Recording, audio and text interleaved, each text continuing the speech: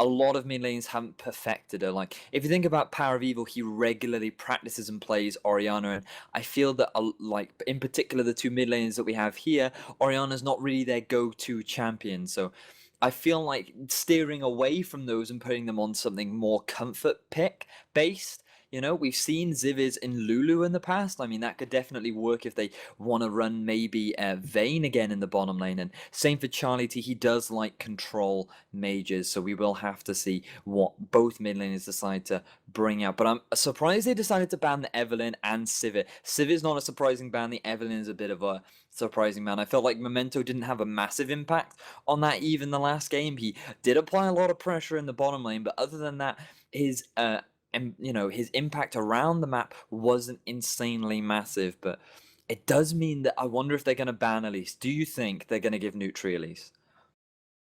I don't think they should.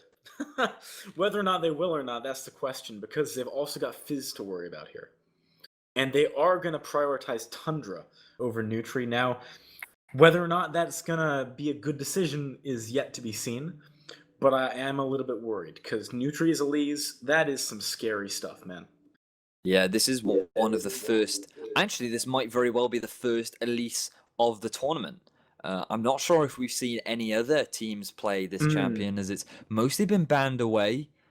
So this will likely be an interesting game, and I do believe Nutri prefers to go Cinderhulk when it comes to Elise, so we definitely will see a tanky jungler coming out. Meanwhile, on the other side, we see an Ahri coming out and an Alistar. Now, I really like this because Ahri is a very safe mid laner. She works very well into a lot of matchups and doesn't have very many counters, so it's a good mid lane to pick, and you can pick it very early. Same for Alistar. Alistar's been picked so much this tournament, and we've talked to death how strong of a champion Alistar is.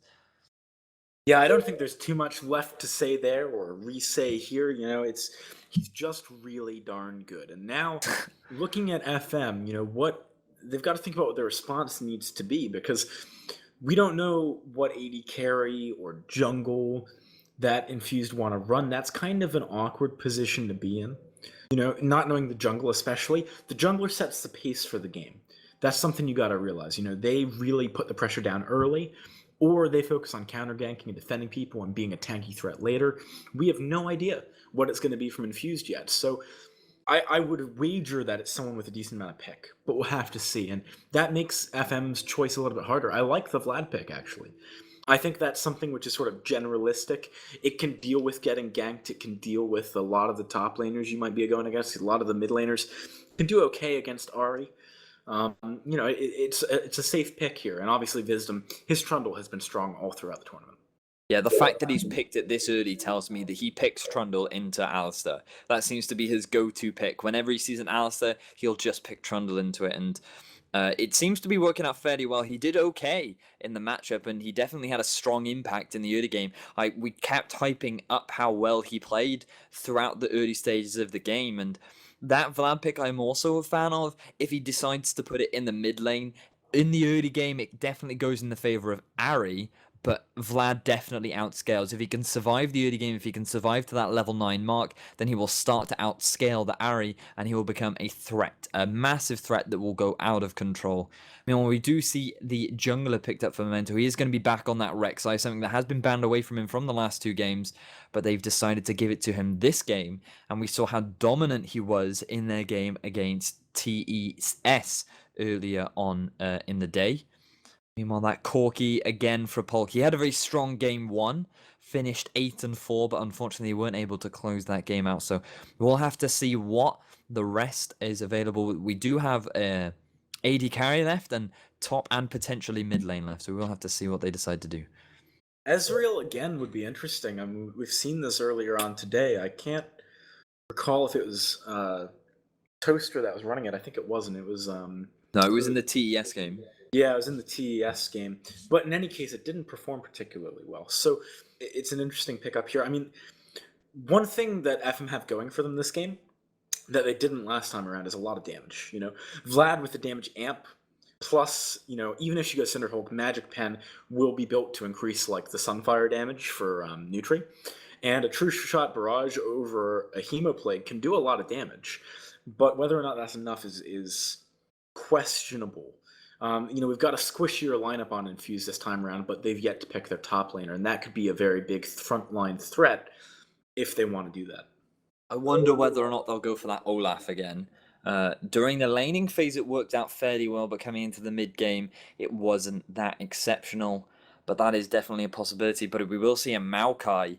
Now, I wonder whether or not we will see a lane swap, because I do know and have been told that Maokai does struggle a little bit in lane against the Gnar, but I suppose it depends on how confident Alfari is in this particular matchup. But yeah, I definitely want to say that FM have a very good late game composition. The longer this game goes on, it's definitely going to be in the favor of FM, because Vlad is going to scale very well into the late game. When Ezreal gets full build, he can throw out a ton of damage, and Wisdom is just going to keep getting tankier and tankier and tankier. So definitely a strong late game. Meanwhile, on the other side, Infused have a good mid game. As we talked about earlier, that Trinity Force spike is very strong on Corki, and once Ari gets like her first and second major item, she's definitely going to have a big power spike too. So I will be looking for Infused to contest these early objectives, these early Drakes, these early outer towers. I expect Infused to have a strong early game, and hopefully if they can snowball that, they'll win. But if they can't if they can't find a way to get that early advantage and really make use of it, then the late game from FM is definitely going to be a big problem for them. All right, well, yet again, we're just going to have to wait and see. We got a spectator delay for a few minutes. We're going to go to a break, but guys, this is it. This is the last game of the qualifiers tournament. Whoever wins this, they're getting their team BYOC tickets to Insomnia 55. It's going to be awesome. I got my tickets. If you want information on how to get involved and maybe attend the event or watch what's going on, lots of social media links should be popping into your chat in a second. We'll be with you really shortly. Don't go anywhere. This game is going to be awesome. Hello, ladies and gentlemen. Welcome back for the last game of this best of three between FM eSports and Team Infused. This time, FM eSports will be playing on the blue side against Team Infused on the red side. Both had very strong performances in both of their games. Now looking to claim this last game and win themselves free tickets to the tournament being held, the Razor Challenger Cup tournament at Insomnia 55. That is at the end of the month. Again, if anyone is interested in getting any tickets or finding out any information, all the social media stuff is available to you in the chat, so make sure to check that out. So we are going to jump straight into game. You can already see very standard starts coming out for both teams. Nutri and Memento trading blows a little bit, but nothing major really happening. So what do you think about this game? You now see the team comps. You can see everybody lining up. How do you think this game is going to go? If I'm honest, I think Infused have the better comp. I think if they put pressure on appropriately early enough and they don't overcommit to things, they've got the potential to snowball here. I mean, it just boils down to whether or not they're going to push their luck too much, because they have been known to do that earlier in the tournament.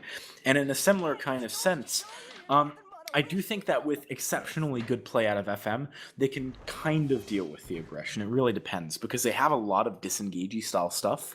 Arcane Shift is a great spell at getting away in the bot lane. You've got the Pillar of Filth to keep people off of you. You've got Hemo Plague. There's a lot of things that FM can do to kind of survive these fights, but if they survive a fight and then lose a tower, it still puts Infused in the advantage early on. That's what they've got to avoid.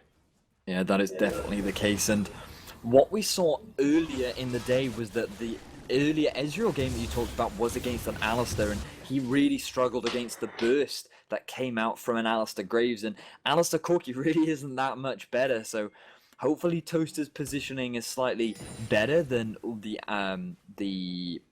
Ezreal that we saw earlier on the day, but we can already see Toaster being forced back from this lane. The early level 2 achieved from Infused. Fortunately, they are playing fairly safe, and I don't expect much to happen in this bottom lane other than being zoned out. Yeah, I can't see them being able to CS too much early on. That's a lot of damage coming out of Wisdom straight away. You know, the poke really is very strong from a Corki Alistair lane. They've got sustain as well, so even though Wisdom and Toaster return some damage, it's not really going to stick on them for that long, and pots are already being burned. Wisdom, for example, has just eaten through a health pot, which is not an ideal situation to be in only 3 minutes into lane. But he does have plenty to, munch his way through, so it shouldn't be that much